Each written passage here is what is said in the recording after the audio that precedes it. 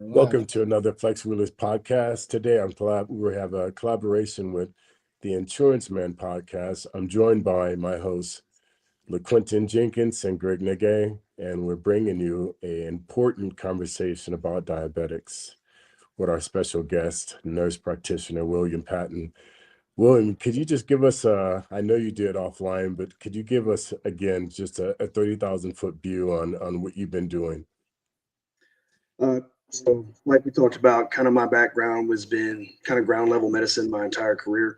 I actually started off in the Army National Guard back in '07, joined up as a medic, ended up being attached to the 221st Cav out of Las Vegas, say to my guys, and served as an infantry medic there for 4 years, and then transitioned to a training battalion, served as another 2 as an instructor. After that, I ended up back east where I went through firefighter school, kind of still pursuing that public service lifestyle. Ended up transitioning up here to Athens, Georgia. And then I worked EMS, non-emergent transport, and I actually started working in a lot of the settings and a lot of facilities that had started my public service EMS career and I would actually finish in. So I worked medical transport for about 4 or 5 years, put myself through nursing school, ended up graduating from there in 2015. Then I transitioned into nursing into the critical care environment. I worked in a couple med surg ICUs and pulmonary ICUs from the period of 2015 to about 2021, right around there. During that time, like we were talking about, we worked pretty much day one to day end through COVID. Alpha, Delta waves, everything we could think of, we managed during that time, just like everybody else did.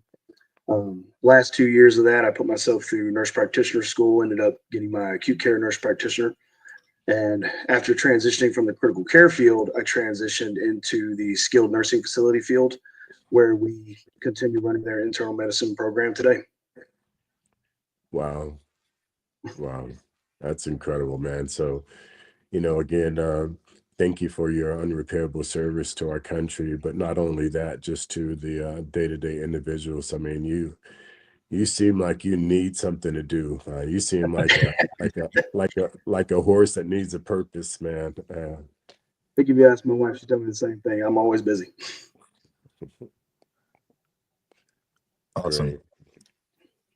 Great. I'm a novice, and I always get these things confused. I know I'm a national insurance broker, and we deal with a lot of things associated with diabetes. I mean, from the extremes of them telling me I'm pre-diabetic to their multiple forms of insulin, the pill. I mean, it's just there's a lot going on in that space. But I always get confused. What is the difference between type 1 and type 2? So type 1 and type 2, and like I told you off screen, I'll preface this with saying I am the farthest thing from an endocrinologist you will ever see. But we know enough to take care of folks. We know enough to do some good when we need to. Type 1 has a couple different names. Some people refer to it as insulin-dependent diabetes, in the sense of you become completely insulin dependent. So type 1 is typically, and 9 times out of 10, is going to be associated with some kind of autoimmune process that's attacked the beta cells in the pancreas, and it's pretty much destroyed your body's ability to produce endogenous insulin. Our pancreas' ability to produce our own. And in those settings, you become completely dependent on exogenous insulin. Those are your chronic insulin pumps. Those are the people that absolutely have to have insulin. They may have other means of trying to control their blood sugar, but they're insulin dependent. Type 2 is the one that is the vast majority. I think the last numbers, according to the American Diabetic Association, about 37 million folks in the United States alone have type 2 diabetes, or diabetes in general. Type 2 is the one that's the vast majority. That's the one where you start to look at your metformins, you start to look at your SGLT2s, your GLP-1 agonists, as far as kind of managing those highs and lows along with the insulins. So the biggest difference is, one is absolutely insulin dependent. You're gonna need it no matter what.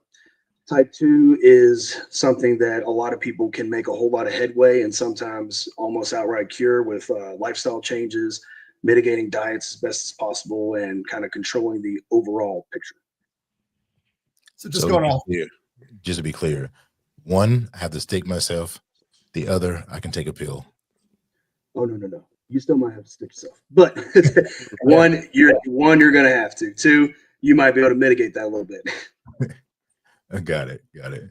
So just going a little bit more specifically on that one, we know type 1s, which I have a niece who she's on an insulin pump. That's a non-negotiable for her at this point. Type 2, what are the typical treatments there or mitigating things that we could do to control that? I have a few family members that are type 2 diabetics. What is a typical treatment process for those types? So for type 2, you want to treat the symptoms of it. You want to treat the high blood sugar, you want to treat the disease process, but we also very much so need to look at the underlying factor. A lot of times, one of the precipitating factors that you can look at when you're determining whether or not either someone is already type 2 and doesn't know it or has a high chance of becoming type 2 is that they start to develop something called metabolic syndrome. And what that is there's a lot of information about the actual diagnostic criteria, but I think some of them are multiple fasting blood glucose levels of over 200, I believe. And then I believe in men, waist circumference of 40 inches or greater, and then an elevated triglyceride levels, all those would indicate that you have something called metabolic syndrome. And that is an indicator or a high chance prognostic indicator that you either have or will develop diabetes in the future. And as far as the type 2 treatments go, a lot of times we trend a level called hemoglobin A1C. That's kind of what we check as the baseline. That's kind of the gold standard of where's your diabetes at now. Now, it's not something that is like checking your blood sugar where you check it every single day. This is a end goal, long-term coverage. This is something that your NP or your physician will check, at your 3-month checkup just to see, okay, I started you on, this medication for this much, for this long. Let's see where we're at. And that's where they look at, okay, if your hemoglobin A1C went down, or conversely, if it ended up still going up, we know that either one, something's working good, keep it up, or two, something's up, we need to try another approach. And just like type 1, type 2 can very successfully make use of your fast-acting insulins, your short-acting insulins, and then your long-terms like your basal insulins that can help kind of control those long-term blood glucose levels and help mobilize that insulin to actually get that sugar where it needs to go so it doesn't sit there and circulate in the bloodstream, which is going to cause the long-term issues. Wow. You know what, William? So for somebody who's brand new to this subject, what is diabetes? So diabetes, you have two people fighting in diabetes. You have insulin, you have blood sugar. Both of them play a very important role, and both of them need to be used accordingly. So in diabetes, there's a problem with, what's a good way to break it down? There's a problem with the transmission system. So what insulin does is help mobilize the blood sugar that is in our bloodstream and get it where it needs to go. Obviously, brain, muscle tissue, if you're out training, you're going to need sugar in your muscles to work. If you're working, like you're all putting me to work today, I'm going to need sugar in my brain to think. Insulin's job is to mobilize that blood, the blood sugar that's flowing around in our circulatory system, in our blood, to push it in the tissue where it goes. The problem that occurs is either in type 1 or type 2, you have a problem with that delivery system. So instead of the blood glucose, the blood sugar actually getting to the tissues where it needs to go, you start to see an elevated amount just kind of circulating around, kind of just hanging out, doing its own thing. And that's where it really becomes a problem, because the issue becomes is since it's not getting into the tissues and it's just kind of hanging out in the bloodstream, then you start to worry about that glucose kind of lobbing onto areas like your kidneys, like your leading to chronic kidney disease, like your veins and your arteries that can lead to peripheral vascular disease, and so on and so forth. So that's the biggest thing. You got insulin, blood sugar. There's a problem with getting the sugar where it needs to go. So then it just kind of stays in the bloodstream. And that's what we have to fix. So one way, if your mind can get you to lean forward just a little bit so we have a little bit of connection.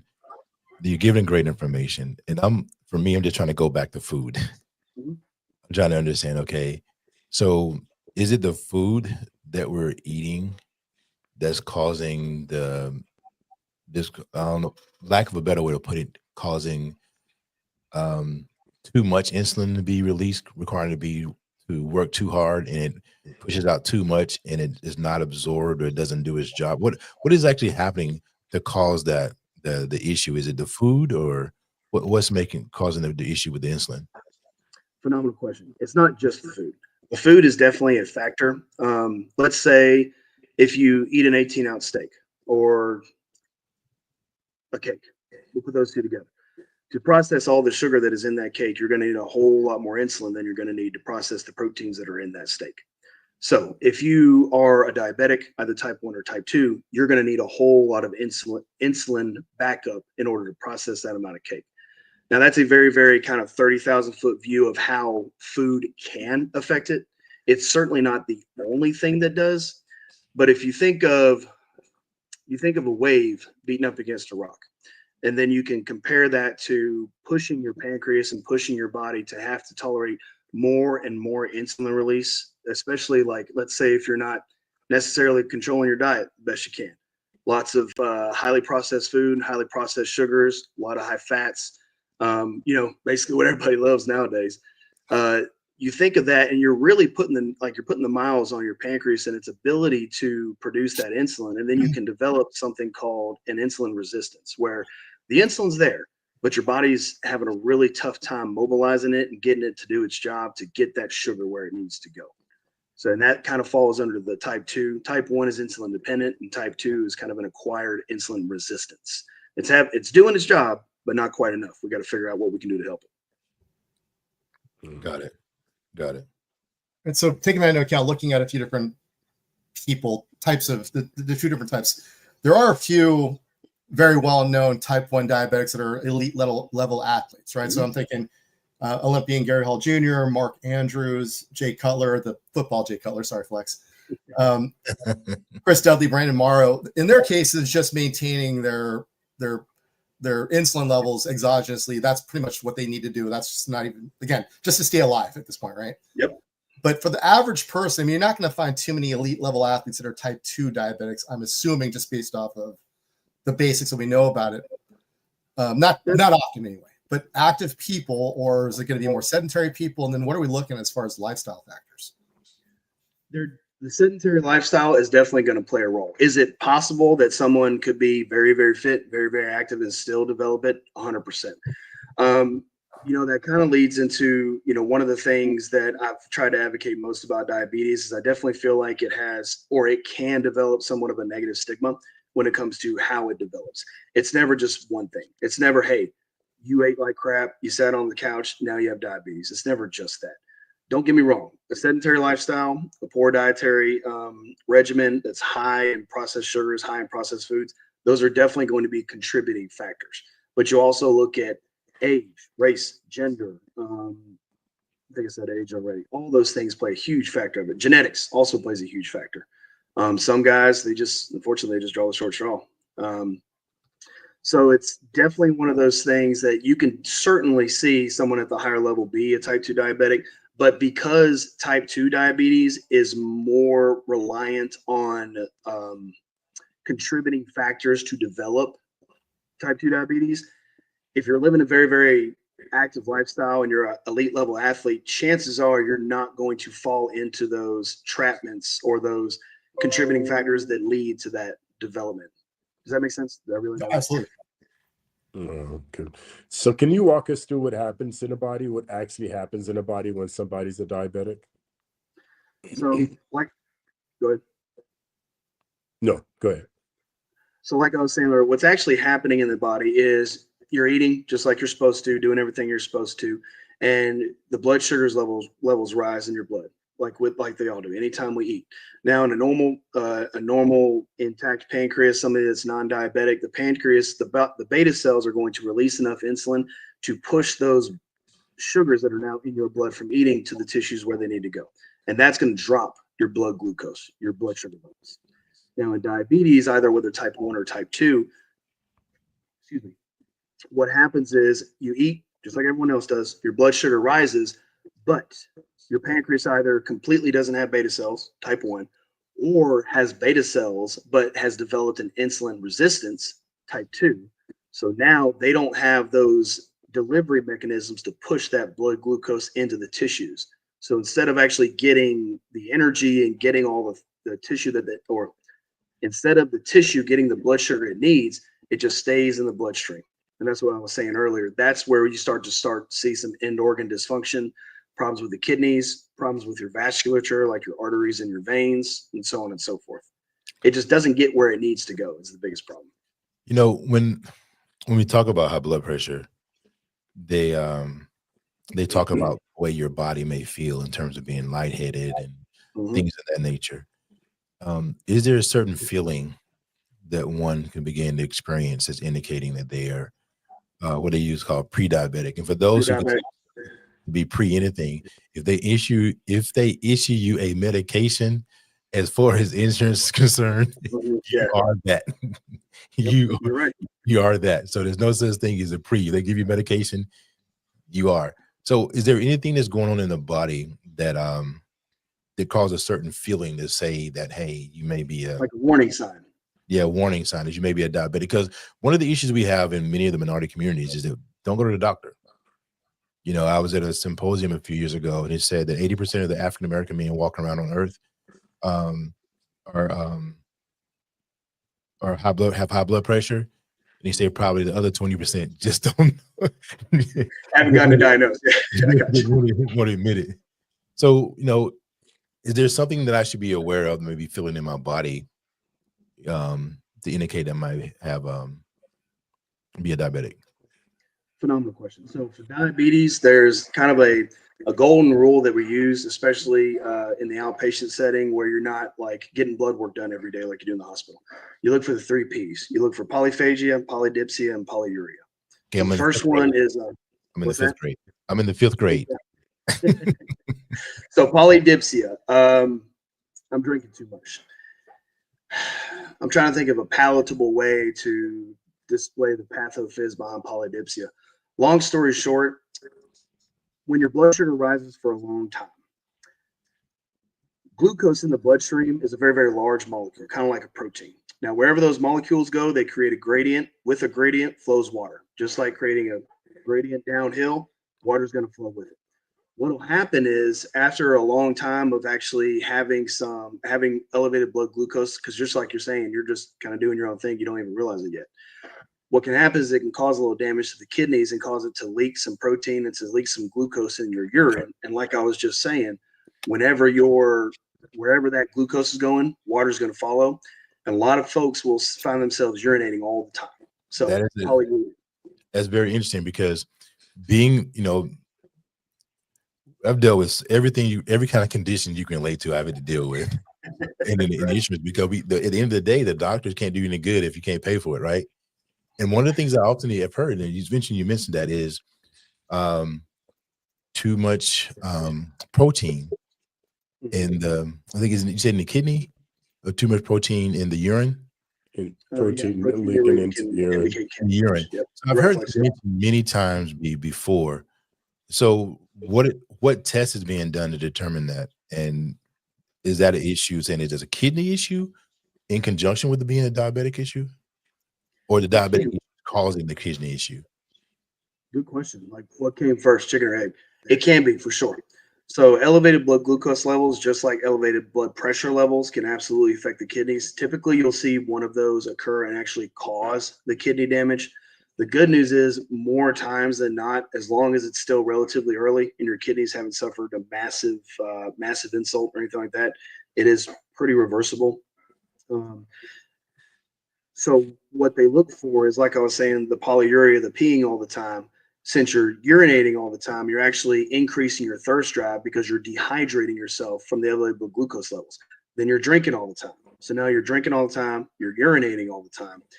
And one of the funny thing is, you know, I think a lot of people, whenever we think diabetic, especially type 2, you think sedentary lifestyle, relatively overweight, just generalized speaking. But one of the ways and one of the warning signs, especially earlier on in life, like men under 30 usually, is unexplained weight loss, but you're hungry all the time. That doesn't make any sense. That's one of the 3 P's. It's called polyphagia, hungry all the time.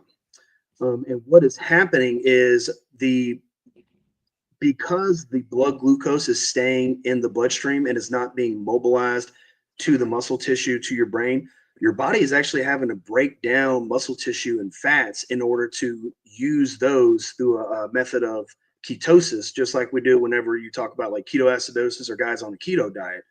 Your body just isn't able to use the glucose because it's stuck there in the arteries and the veins in your circulatory system.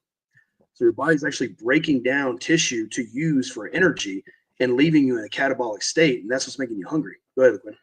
So basically, you're saying, you know, being a diabetic actually makes you fatter because it's breaking down the muscle, which is going to have an overall impact on your ability to just function. It's making you physically weaker, and your body fat, your BMI is going up. Did I understand that correctly? Theoretically. Now, usually the weight loss is one of the early signs that we see. That's like we talked about, the red flag. The polyphagia, eating all the time, polydipsia, drinking all the time, polyuria, peeing all the time. And then you associate that with, hey, I'm doing all this, but I'm still losing weight. One of the first things I would look at, or the first thing your primary care would look at, is we need to check some labs and check and see what your blood sugar is looking like. Because what you're saying is absolutely correct. If you break down the muscle tissue over a long period of time, correspondingly, your BMI will increase just because your weight is going to go down, but your adipose tissue theoretically won't. Now, your body's still going to be breaking out adipose tissue because and that's the craziest thing about it, even though you have an elevated blood sugar in your circulatory system, your body's not able to utilize it because your body needs the insulin to push that sugar into the tissues where it needs to go to utilize it.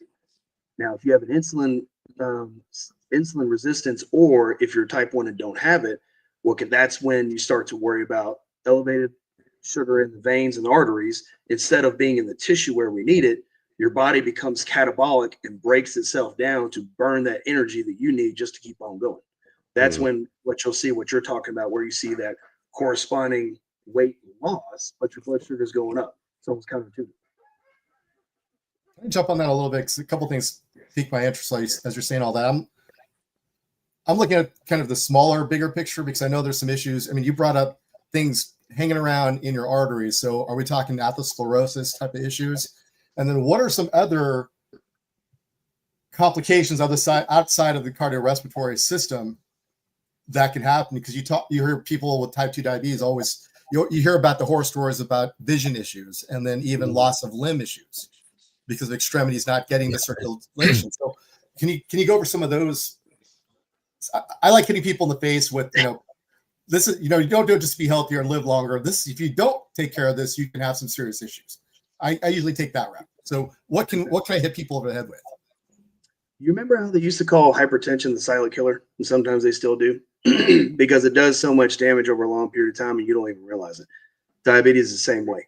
If you have an artery running to a part of your body, if you have uncontrolled diabetes for an extended period of time, it can be susceptible to breakdown from exactly what you're saying. And if you're alive and your fingers and everything, toes and all working, they're getting blood flow, which means they're getting blood flow with high sugar in it. Anywhere that has an artery is subjected to arteriosclerosis, just like you said.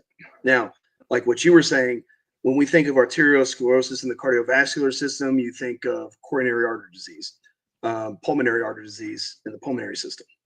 I can't think of, anyway, sorry, I lost track.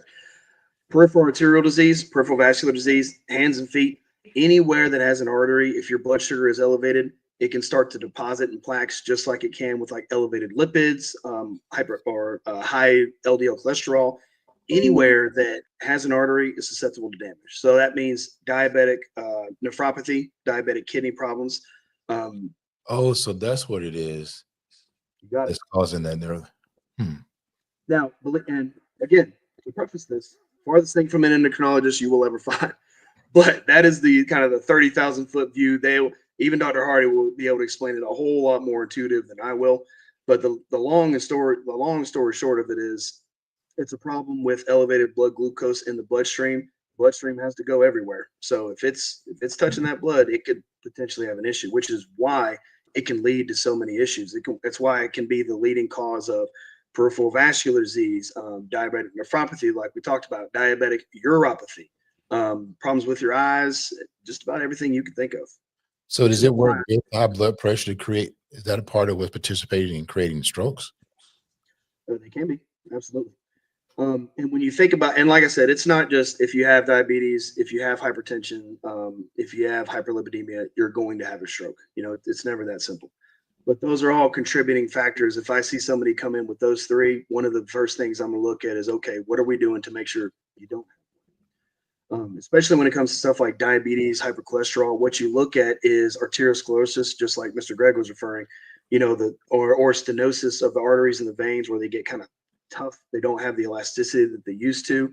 And then as plaque can start to build up from elevated lipids, from highly processed foods, elevated blood sugars over a long period of time, it narrows down that amount of room that you have in those arteries, makes it a whole lot easier to clot off. And then you got a problem.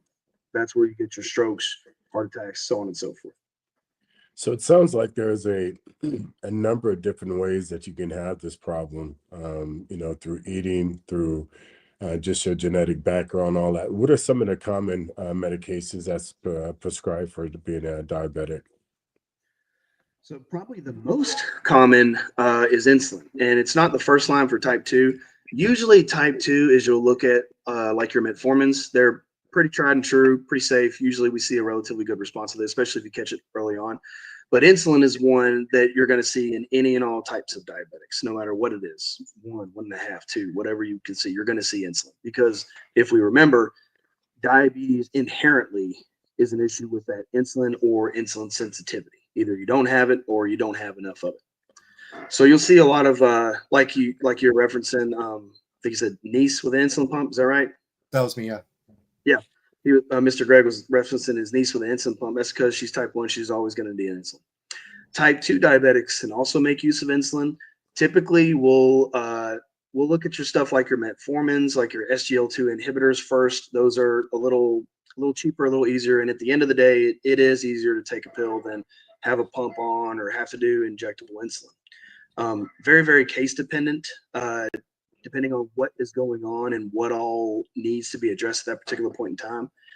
Because another thing I would look at is if I have a new patient that I'm managing for diabetes, what are their other comorbidities? Are they relatively healthy, so to speak? No really other issues?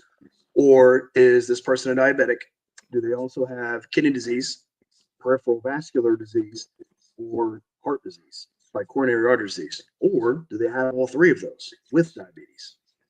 And those are the ones that you're looking at trying some of these other modalities, trying some of these other treatment regimens that not only can help with the overall blood glucose control, but can actually sometimes mitigate the negative factors of the other diseases as well. Got it. So when I Googled, so I remember when I first started dealing with about 10 or 15 years ago, never heard of anything about a GLP-1 and the types of medication that were being given. There was like several different medications given for diabetes. It's not necessarily the case now. So I noticed when I Googled this time, the first thing that came up was GLP-1 medications. Can you kind of share with a little bit about what they are and how they work? So your GLP-1s or GLP-1 agonists are your stuff like Ozempic is probably the most famous one at this point, well known. Don't do good with an endocrinologist, but I'll do what I can. So it mimics a natural hormone in our body that kind of addresses three separate key issues that can all lead to diabetes. So if you address them, hopefully it can all help them. So one of the first one is it mimics a hormone in the pancreas that can actually release the insulin when it's needed. And that can help the overall control over the long term, kind of like we look at our long-acting insulins. It also, and forgive me, the dumbed down version is that there is a hormone that triggers some of the receptors in our brain that makes us, or our stomach and our brain, that makes us feel full, feel satiated longer. So a lot of the people, one of the bigger things that you see with Ozempic is you see weight loss. And a lot of times you'll see some relatively aggressive weight loss. And it's not done in a vacuum. It's not like they're taking a shot and it's burning off the fat. What it's doing is it's activating hormone receptors that are already there artificially, which absolutely can be helpful. And the last thing it does is it slows the gastric motility that basically allows the food to stay in your digestive system longer, which will also kind of, pseudo give you a fuller feeling for longer. So really the best things that, from what I can tell, I'm by far not a GLP-1 expert by any means, but from all the research that I've done and from everything that I've been instructed by my physicians and been educated on, is it attacks those three separate things, all of which can help with the overall prognosis of diabetes. So it seems to be working out relatively well. Now, I want to issue, I won't say a warning, but an awareness notification now. So one of the things we often see in the insurance industry is that everything happens through the PCP, right? One of the things we want to encourage from what we've seen in the last 15 years is that you want to have a great PCP that's communicating with you well, ordering the initial tests and exams and so on and so forth. But you have to couple that with a specialist, like an endocrinologist, right? So make sure that as you go through these various conditions we've talked about last week was high blood pressure. This week is diabetes from a low level, and then we'll talk about heart and chronic pain and some things in the future. But make sure that you don't get stuck at the PCP. The PCP is very, very important. The internal medicine is very, very important. But they would tell you themselves, correct me if I'm wrong, that's more of a generalist, right? Internal medicine, generalist, all those are kind of general terms for the same thing. It's basically, a lot about a whole lot. But whenever you start to see a disease process start to progress, whether it's heart, lungs, kidneys, it's kind of like, oh, I got a guy for that. Let's go see him. Right. And that's what I want to emphasize to people. You must do that. You must do that. Because I see so many times in some of the urban areas, they only go to the PCP. They never venture out to get that expert. It's like, for example, when I think of bodybuilding and think of symmetry, I think of Flex. All right. Yeah. So you think of that, who do you want to go to? I may have a general person at the gym, which Greg has let us know is probably not the best trainers to go sign up at to see. But he's an expert on symmetry, and man, I say symmetry and I say adversity because he's had a tremendous amount of that in his life. So just make sure you're going to see the specialist when it comes to these type of things. I know Greg wanted to ask you something about the and Flex as well, about the play of the testosterone and the impact it could have on our overall well-being, and does it directly, indirectly. I'll let Greg and Flex talk about that. They're much more. First up, I want to counter one thing that Will has said so far, that we'd be doing better with an endocrinologist. I think we're doing absolutely fabulous with you on board. So I'm related to too many physicians. I know how they think, and they think that they speak. They're gonna give me 2 minutes. They're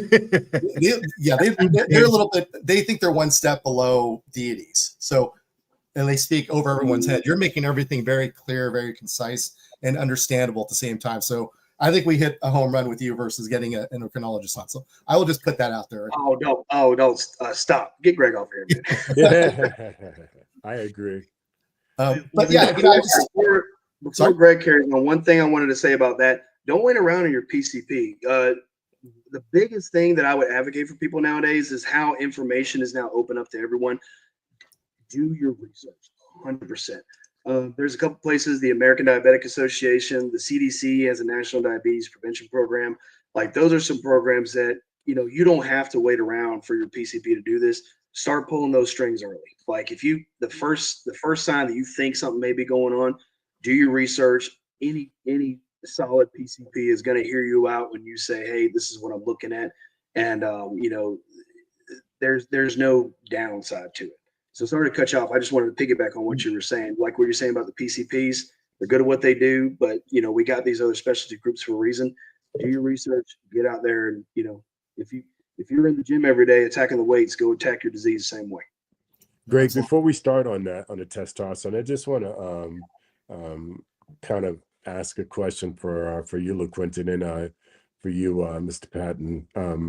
So, LaQuinton, you were saying that a lot of people stop at their PCP, and that's so. Is that more so the person not being their own advocate, or is that something that the PCP should be recommending that they go to? Because a lot of people, I mean, That's a loaded like question. like you know, in my beginnings of having health problems, I looked at the doctor as knowing it all. And why do I need to ask anything? I'm here. You're a specialist. You're going to tell me what I need. And what I've learned is you have to be your own advocate in a lot of these situations. You have to stand up and buck back and ask questions. So that question for the both of you guys. Well, I say from the my perspective, and I'm gonna give a political answer as best as possible. There's I'm gonna give you two acronyms that you need to be very familiar with.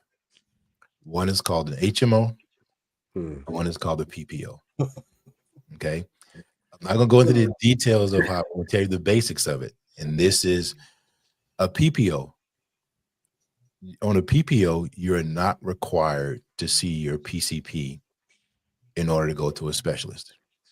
So that means if you have a situation going on that you think is, if you're already a diabetic or no, you want to go straight to a specialist, you can go to the specialist without getting a referral. An HMO, unless it's called a POS, which means it has an open network, you can go see anybody within that network. An HMO requires you to go see the PCP before, and he has to refer you to a specialist. Now, we're going to assume that everybody has the best intention, and they're only going to refer you to the highest, most competent specialist. But it's a stopgap. I mean, occurred to me, so I wouldn't sell that. But continue. The thing is, and Andre and I did a podcast on this a while back. Is we have, and I'm gonna put this in the. I'll add it sometime this week. It teaches you how to be an advocate for yourself. Okay, so number one, a lot of times, Flex, that's strictly because they're going through the PCP, and the PCP, they may not be clearly communicating. It's a two-way street. You got to know what to ask and what to communicate. And just like you said, Greg, that's one of the biggest problems in the minority communities. They go there and they don't ask the question. They just, whatever the doctor says, Well, the doctor, you ever notice how many, I like Perry Mason, a lawyer. A lawyer has all these books, right? And they go research and they're looking. They don't claim to know everything, but they only can be as good as the information you provide. So if you're not telling them how you feel, what your experiences are, did you take your medication? And this is the big one. If you have medication, this is probably with any physician, correct me if I'm wrong, William, any physician would tell you the number one issue is patients do not take their medication as prescribed, but they give them feedback as though they are. So you think about that. You're supposed to take one pill every day. And the doctor really is, he's taking an educated guess on what's going to work for you. Is that correct, William? All right. Absolutely correct. So you tell him you're not getting better with that one pill that's 10 milligrams, right? So he's going to do what? Increase the dosage, increase the number of pills, but you're not telling him that you're not taking the pills. And you got to be careful too, because you got to dig in sometimes. Like that's like if I put somebody on a medication or something, or if a primary care puts them on a medication, they come back and their hemoglobin A1C has almost doubled. You're looking at them like, how's the medication going? You taking it? You sure? And they might very well be, but and not to mention the fact that they would go to the PCP, and they'll go to the specialist, and then there's no information exchange. Yeah. So he didn't tell him. One of the first things you should tell your PCP is that I went to see the endocrinologist, and the endocrinologist prescribed me these medications, because that's a part of his decision-making process. If you're going to see him and you're diabetic and you're not telling him that I was prescribed medication beforehand by my endocrinologist, he's operating in the blind. So the bottom line very quickly is the fact that you have HMOs and PPOs. HMO, you just go see the PCP first, and the PCP, based upon the information you provide, will make a decision to send you to an endocrinologist or whatever the specialist is. If you don't share that information accurately, then he doesn't necessarily deem to do that. A PPO, you can go wherever you want to go that accepts your your form of insurance, whether it be Medicare or commercial or another form of insurance. All right, Well, I want to great. jump in there real quick and say one thing that, in my personal opinion, the life's blood of the medical community is nurses. So speaking to them, and I mean, just throw out there, William, and you're a nurse practitioner, and I don't think people understand that that's how that relates to, let's say, a registered nurse. So maybe if you could say the difference, because you've gone through an extra level of licensing and education to be a nurse practitioner, correct? Yes, sir. So, I mean, if you could tell the difference there, I mean, you could prescribe medication, I believe. Yes. So the biggest difference there is nurse practitioners. It's either a master's or doctorate program. Of course, I don't have time to do the doctorate, so I got the master's. But that's all. So that is what is required to sit for your national certification boards to become a nurse practitioner, which is what you would classify as an independent provider. So, you have your physicians. They're going to be the gold standard. The nurse practitioners work collaboratively with the physicians on patient care. The biggest difference that we have, like a lot of times they're related to akin to PAs, physicians assistants. The biggest difference we have is we develop our own healthcare plans. If I go in and see 30 patients, like I just got done rounding a little bit ago, I saw off the chart actually. If I saw 32 patients today, those are my patients. I'm looking up all the labs myself, checking all the medications, making medication regimen changes as needed. The biggest delineating factor is our supervising physician is always going to be available for consult. And like Dr. Hardy is my supervising physician, along with Dr. Waters, she's awesome. And what they do is, if you have a good rapport with your physician, if you've proven that even if I don't know the answer, I will go find the answer. I think that is the hallmark of a good provider, is like LaQuinton was referencing. They're not going to pretend to know, but they're going to go do the due diligence and go find out. That's going to be your hallmark is what's going to make a stellar provider. So nurse practitioner, we develop our own programs. We prescribe our own medications. A lot of these diabetic medications I've prescribed myself. I've had to do the research on them. Like a good example is your SGLT2s. They can help a lot with heart failure. So one of the first things that I'll do if I see someone come in that's especially a diabetic and a heart failure with reduced EF patient is put on SGLT2, as long as they don't have any problems or have any contraindications to it. And I'm just using that as an example. That's how I practice medicine. And at the end of the day, it's 100% what it sounds like. It's practice. There's going to be some things you get wrong.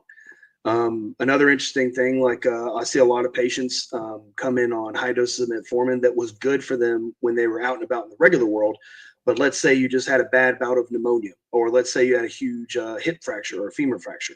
Now you're laying in the bed, you're not near as active. That high dose metformin that was doing a great job at controlling your blood sugar, now it's too much. You're not eating as much because it's not your food.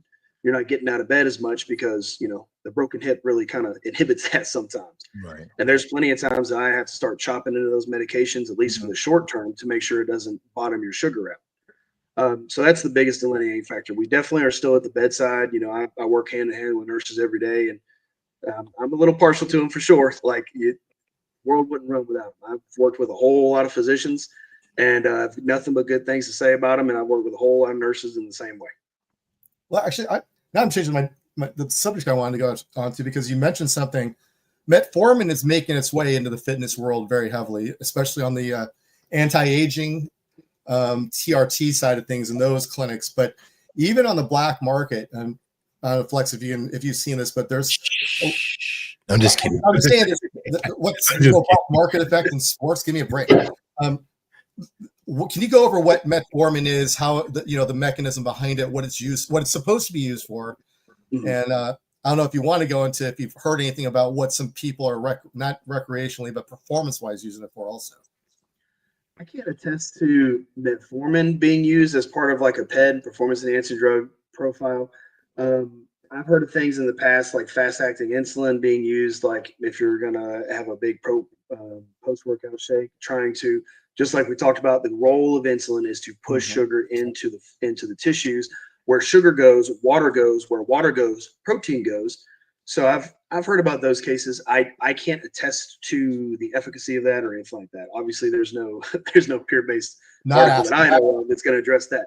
Metformin, on the other hand, it's pretty tried and true. It's definitely one of the older ones, but it's stuck around for a reason. Mostly, it reduces the overall sugar production in the liver. That sometimes, if you already got high blood sugar for since you're a type 2 diabetic, you don't need any extra sugar production going on anywhere else. We're good. We got that. We just got to get it moving. So metformin can kind of bed that down a little bit. It's not glycolysis, I don't think. Don't ask me terms. I'm not going to be good with that. But long story short, it helps kind of bed down the endogenous sugar production in the liver, and can also improve insulin sensitivity over the long term. Because like we talked about, type 2 diabetes is insulin resistant diabetes. So if we can improve the insulin susceptibility or the insulin sensitivity, then that'll overall lead to starting to get on the road to fix that problem. Flex, I saw you nodding your head. What have you heard around just the diabetic medications, period, whether it be metformin or whether it be GLP-1, kind of what you're seeing and hearing in the they've been how can I put this? They've been used in bodybuilding for quite some time. As William has stated, it just helps force water and protein and sugars into the muscle, which is a big thing that bodybuilders are into. I've heard of it, I've seen it. I can't really speak on it because I don't know it that well, but there's what's really interesting, that and even just blood doping, where you go into a high altitude area like, say, Colorado, and you do vigorous training, and then you withdraw your blood because it's so high in all these variants. And then, and then when you get ready to do a performance, you inject that blood back into you. It's almost like turbocharging. So there's so many different ways. And very ignorant out here.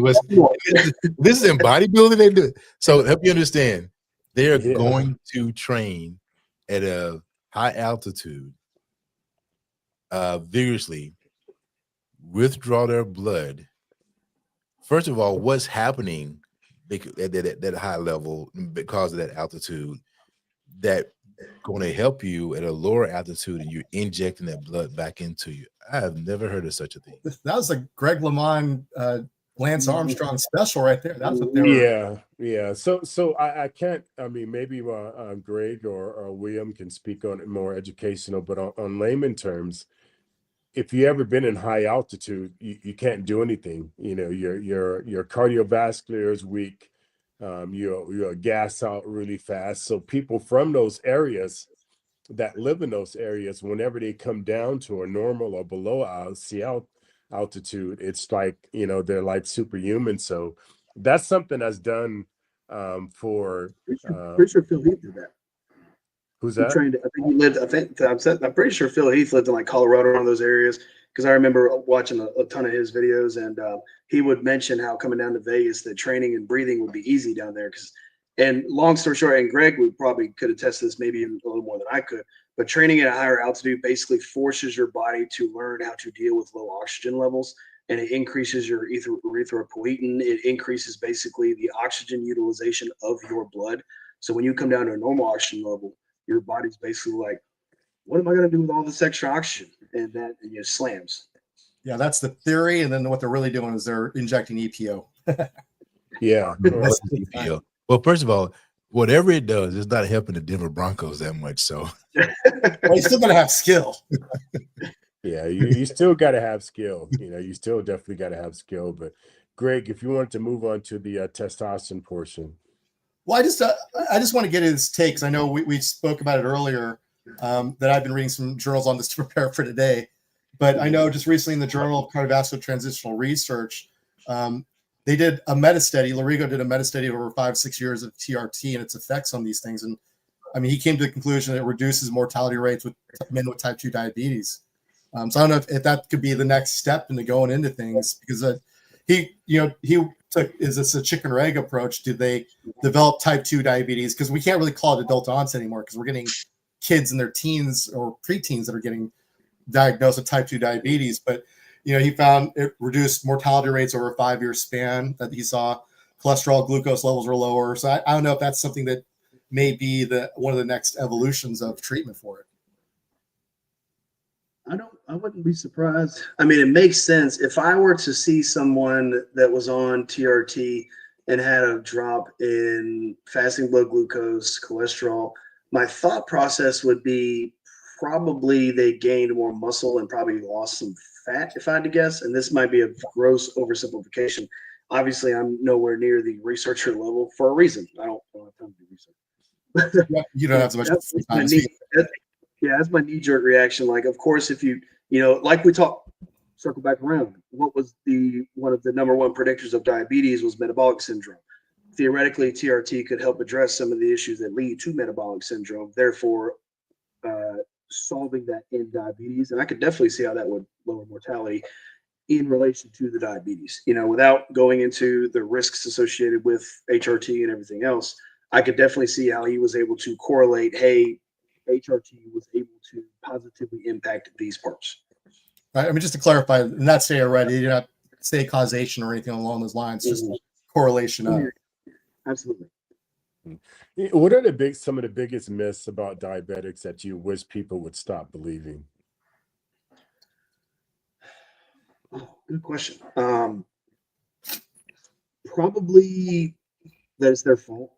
I definitely think that, sure, people sometimes make some decisions that can lead to worsening disease processes, whether it be hyperlipidemia, whether it be diabetes.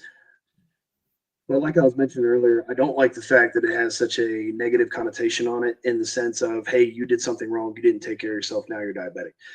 That's way too cut and dry. There's so many more things that can predispose someone. You and me and Greg could be all sitting in the same room doing the exact same thing, and I might develop diabetes. Greg might, you might, just because of your heritage, because of genetics, because of family history, because of how we ate 10 years ago.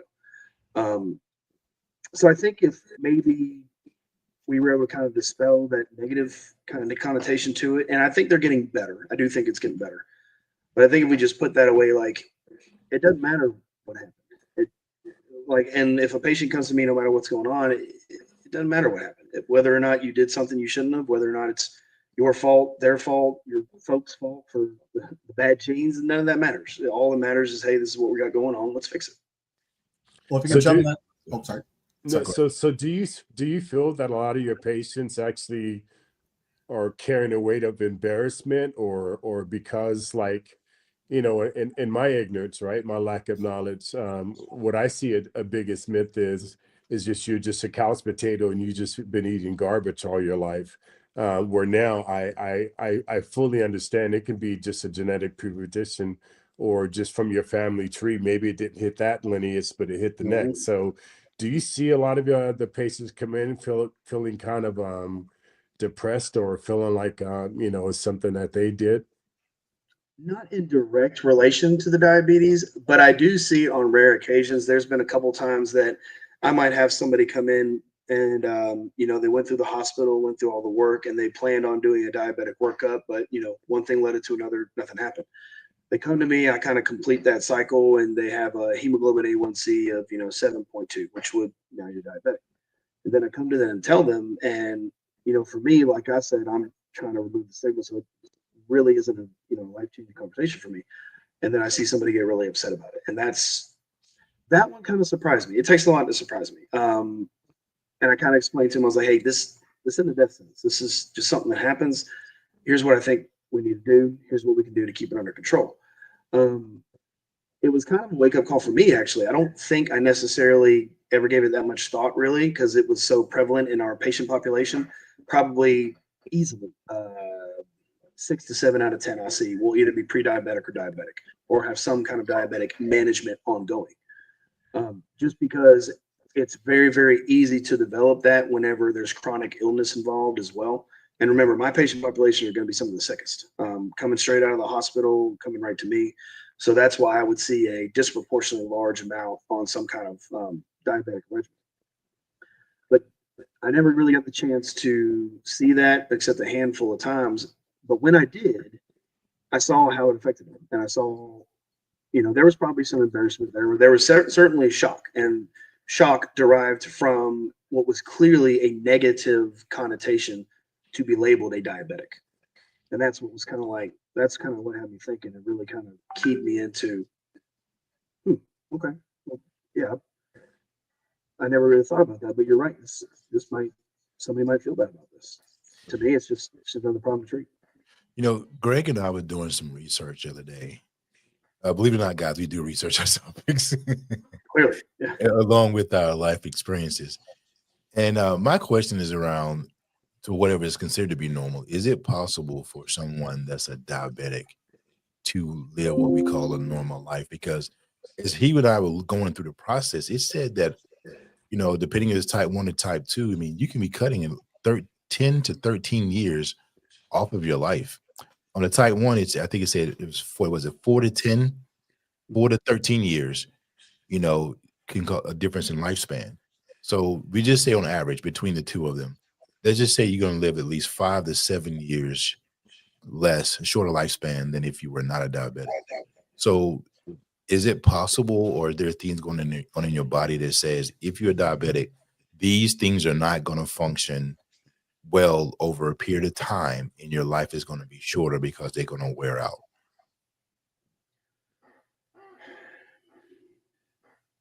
Go back to what diabetes is. It's a problem with elevated blood glucose. If we can fix that, it'll fix most of the issues. The challenge comes getting it diagnosed early, getting it under control, keeping it under control.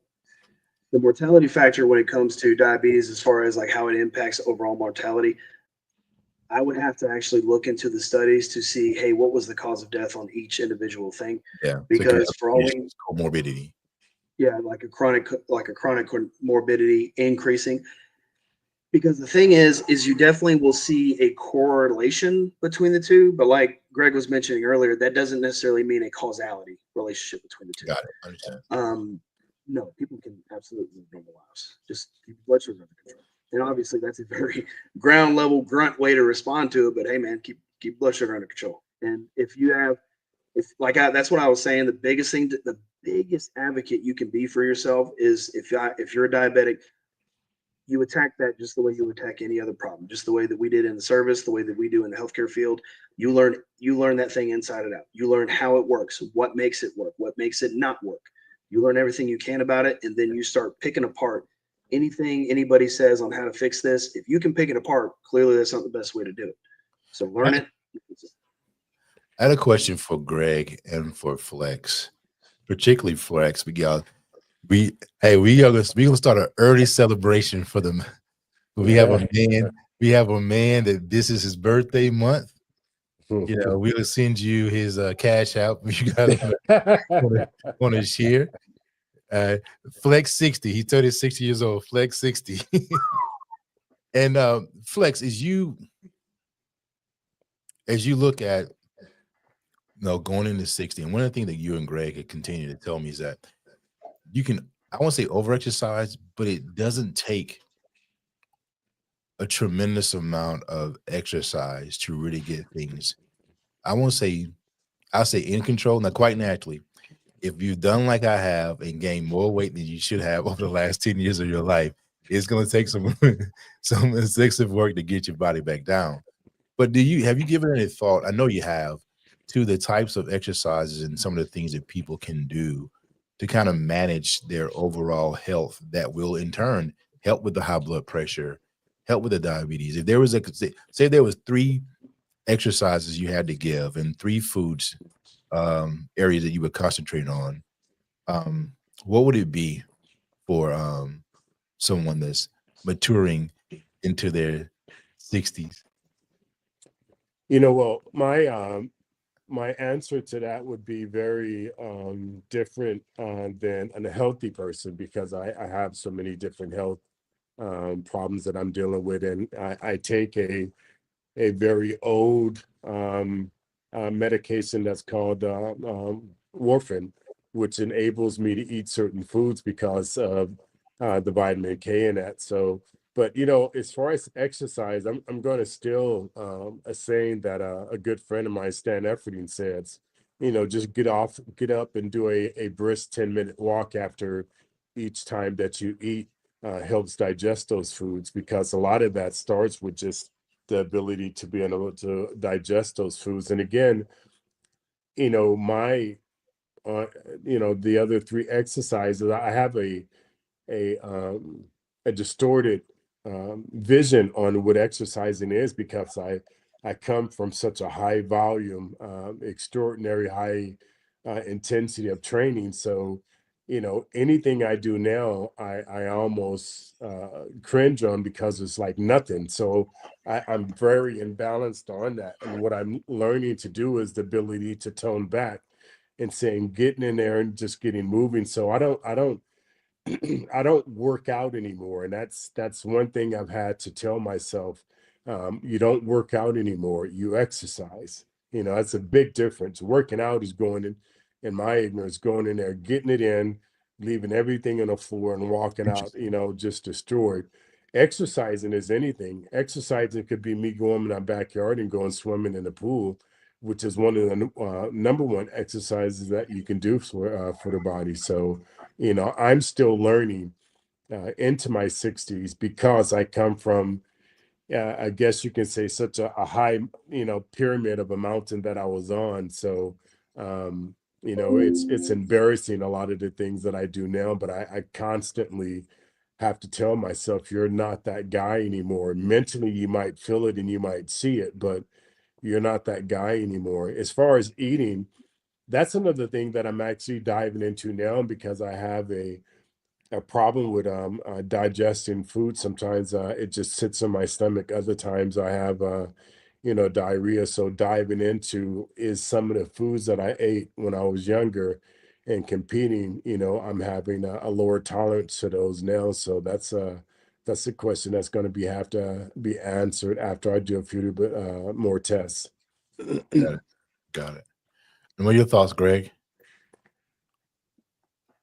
I mean, everything you said was pretty straight on. I mean, I know there's recommendations as far as what physicians dealing in this genre, or William, what he might recommend, but I'm going to venture to guess. I'm probably going to get some anger for this one, but the type 1 diabetic, that's a different situation. You should basically be living a regular life anyway. But type 2, I'm going to guess a good percentage of them are not very active. They might be working a job that's at a desk 8 to 10 hours a day, and they might be commuting an extra. I'm in the Bay Area of California, so they might be commuting 45 minutes to an hour to and from work. So we're talking 10 to 12 hours a day. They get home and they're tired. They're going to go sit with their family and eat and go to bed. So the activity levels aren't very high. So like Flex says, just going out and getting a game of pickleball, which I think is completely stupid, but it's still activity. Hey, we don't all agree with that. I'm just kidding. That hurts my knee just thinking about it. Or, like Flex said, going and swimming in the pool, doing some basketball in the pool or playing some basketball. Those are perfectly fine. I know if I'm going to get into my world of things, there are plenty of studies out there that shows that there are longevity correlations with muscular strength. So in those cases, with just coordination and balance and everything else, I would recommend Hugh, you and I talked about this the other day, 20 to 30 minutes, 2 or 3 times a week of squatting, deadlifting, and standing presses.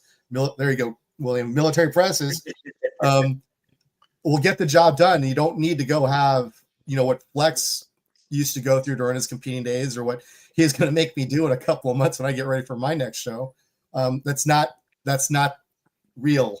That's something that 95% of us out there don't need to deal with. Well, I tell you guys, I'm fortunate. I'm 56. I don't have any physical ailments I'm aware of. Mentally, I might be slightly tilted to the left. I don't know. But I tell you guys, all of you guys out there that are in your late 40s, 50s, and going into your 60s, one of the things that Flex has done for me and Greg has done for me is helping me understand that my foundation is everything, and that's my legs. I mean, my first workout with him was my legs, and if I don't get anything in a week, I'm gonna get my legs. I may miss something else, but I'm not gonna get my legs. And check it out. Sometimes that means I can't. Last week I worked 3 16-hour days, but you know what I did? I literally was in my office doing body weight squats, and then you take and you come down to the point to where you leaning up against the wall and just holding that position up against the wall where your legs are parallel to the floor. Them legs will start. Them legs will start So jumping. start shaking. Just start shaking. And when I first started back, man, I was doing push-ups off my knees. I would hit the first 20. The second, I'm like, it's a difference. But just from a male perspective and what it's done for me, whatever you can do with your legs, it makes a huge difference in everything else. It just really makes a big difference. William, with your type 2 patients, do you recommend, is activity part of their programming? Always. I tell every little old lady that I'm working on with a femur fracture, get up, come on, let's go. No, I always, that's for any patient, no matter what it is. Always physical activity will save your life. Quite literally. I tell folks, and any surgeon will tell you that too. After any surgery, getting out of bed post-op day one is the roughest surgery that is the roughest pain you'll ever get, but it will quite literally save your life. I'm about to say Flex can probably test that more than I will, but they'll tell you, yeah, get moving. Yeah, definitely. Listen, we want to bring this to an end. We're a little bit over the hour. William, I want to thank you so much for taking this time, for sharing your expertise with us. Like Greg said, I think you've done a bang up job. I couldn't have asked for a better guest in this. And again, just listening to you and what you've done with your training and then going to school on top of that, that just shows a whole different type of human. And your whole thing is to serve and help other people. That's just amazing, brother, especially for me who's dependent on people like you to be able to live a healthier lifestyle. So I'm deeply thankful to be able to have you on the show. No, thank y'all more than that for having me. I really appreciate it. Honored to meet y'all, Flex, especially you. I mean, like I said, I've been following you longer than you will ever have known me. I know, LaQuinn. No, hey, you go compete against Dorian and Ronnie, and then you can be over there. That's all about it. Oh, I have no desire. I call those are gladiators. I'm not a gladiator. I know. There was a time that I wanted to be a bodybuilder, but I was like, well, strong man, I can eat when I want and be strong. So I think that might be my more wheelhouse. Good choice. We got to circle back around to you. We really would like to learn a lot more about your experiences, as well as some of the things you're doing to help stay healthy as you've dealt with the challenges of the breakdown of your body and the mental health side of your profession and what you've chosen to do in life. So I thank you. God bless you. I really appreciate it. Yes, sir. It's great meeting you. All right, everyone, have a blessed week. Yes, sir. You too.